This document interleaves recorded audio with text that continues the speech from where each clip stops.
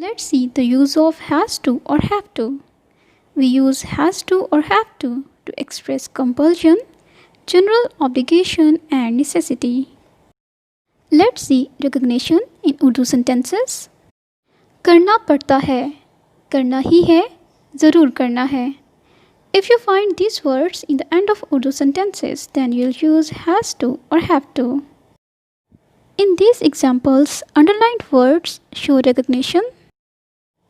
Let's see formation.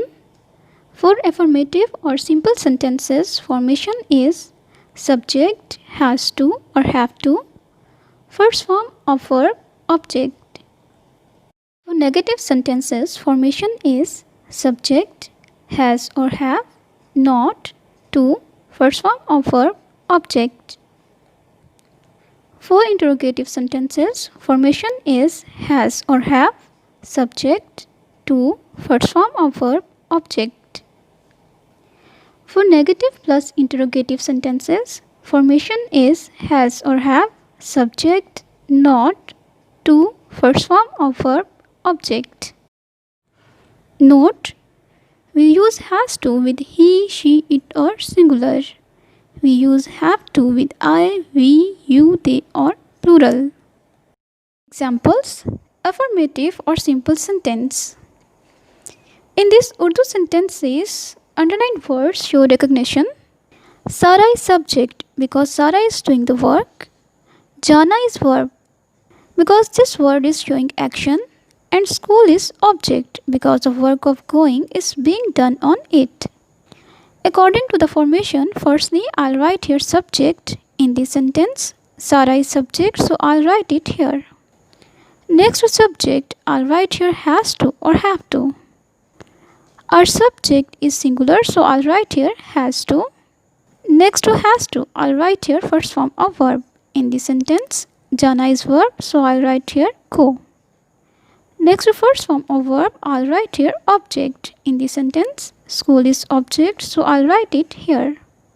Now you can see that by using this formation, we have translated our Urdu sentence into English. Negative sentence. According to the formation, firstly I'll write here subject. In this sentence, Sara is subject, so now I'll write it here.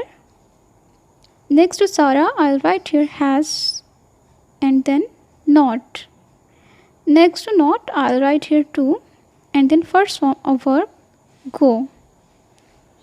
Next to first form of verb, I'll write here object. In this sentence, school is object, so now I'll write it here.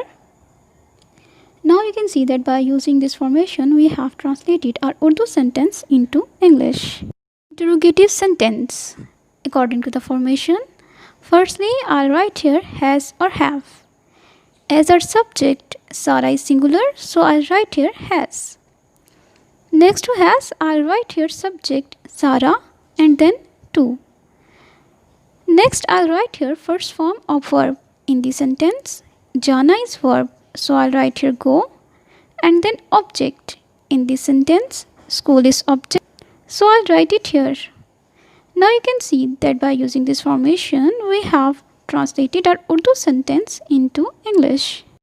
Negative plus interrogative sentence.